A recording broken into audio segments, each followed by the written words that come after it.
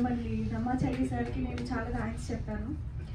ఈ మూవీని వెనక్కి లాగడానికి చాలా మంది చూశారు.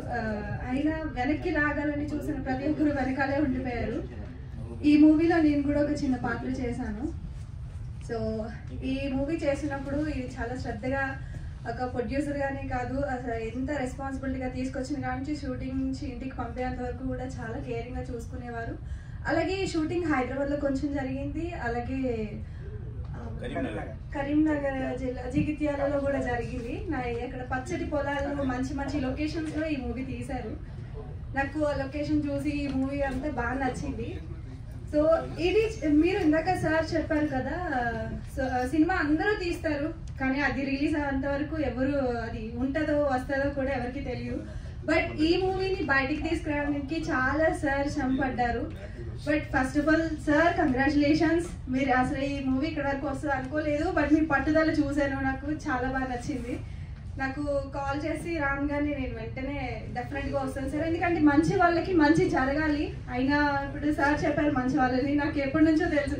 ఈ షూటింగ్ చేసిన కాంచి కూడా సార్ మీద ఒక మంచి ఒపీనియన్, ఎందుకంటే ఇండస్ట్రీ ఒక మంచి ప్రొడ్యూసర్ని తీసుకొచ్చింది అని అనుకుంటాను నేను. అంటే కాకపోతే చాలా వరకు ఏంటంటే సార్ చాలా కష్టపడి ఈ మూవీ తీశారు.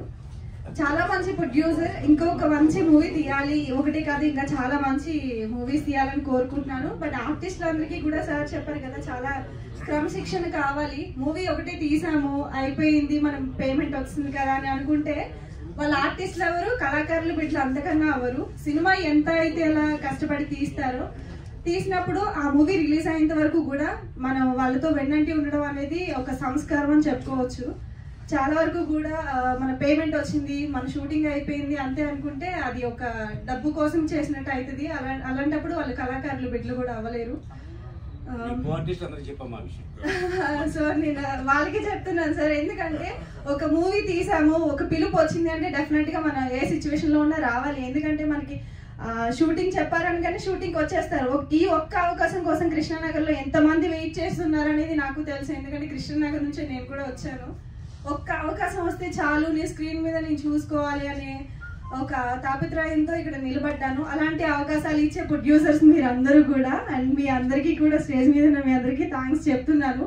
ఒక మూవీ తీసి అది సక్సెస్ అయినా అవ్వకపోయినా సరే కానీ నవ్వుతూ చిరునవ్వుతో మళ్ళీ కొత్త ఆర్టిస్ట్లకి అవకాశాలు ఇచ్చే మీరందరూ ప్రొడ్యూసర్ బాగుండాలి. అలాగే సార్ హీరో కిరణ్ గారు కూడా నాకు తెలుసు. సో ఆయన తీస్తున్న కొత్త మూవీ కూడా సక్సెస్ అవ్వాలని మనస్ఫూర్తిగా కోరుకుంటున్నాను. అలాగే నేటి ద్రౌపది, నేను అందులో ఒక క్యారెక్టర్ మాత్రమే